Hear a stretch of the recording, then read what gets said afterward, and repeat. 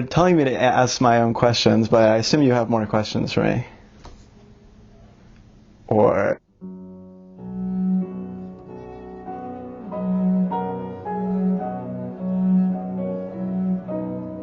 Well, my name is Matan Shlomo Glazer.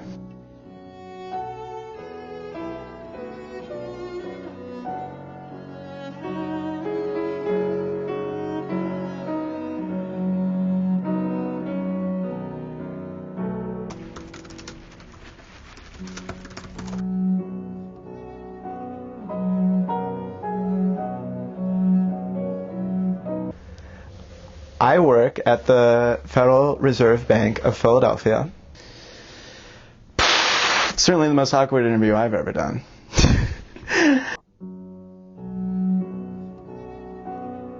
I'm reading about a book called Endgame by a guy named Brady, who is writing about Bobby Fischer, who has always been of interest to me. You know, this is much less comfortable than it looks.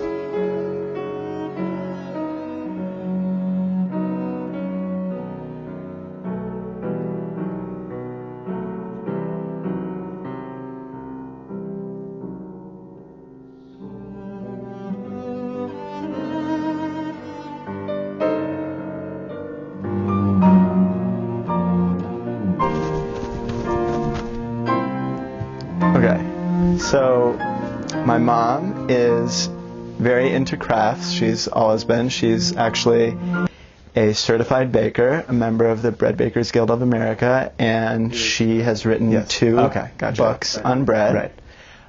Okay, so I used to play a lot more chess than I do now when I was much younger, and I got a little frustrated with the game and stopped playing for a while, but it's always been kind of a latent interest for me.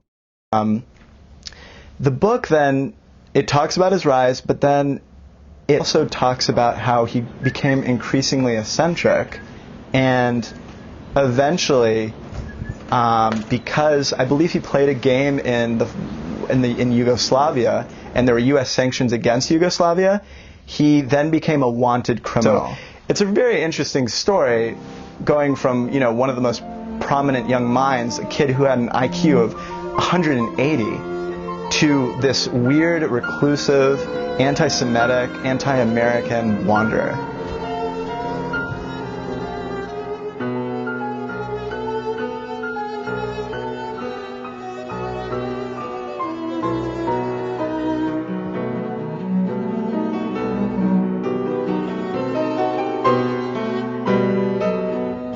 I gotta get the beans in the bean bag.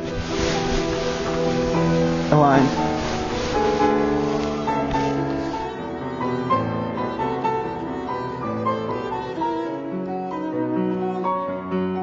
There is no one perfect news source, is what you really come to realize.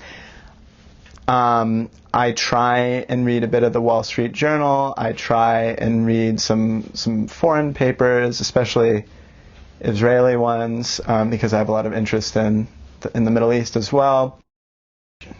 I do have some advice for aspiring young economists, because, I mean, I'm one myself, and I would say read blogs. A lot of really brilliant people now are blogging. I definitely read blogs. I read, one of my favorites is Marginal Revolution. It's just www.marginalrevolution.com, and it's written primarily by an economist named Tyler Cowen at George Mason University, just outside of D.C.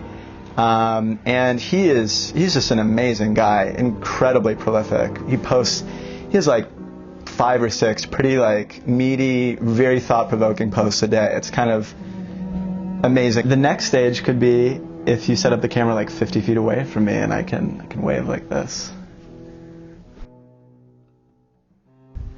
So we're blurring the lines here between interviewer and interviewee in a very avant-garde form of visual communication and reproduction.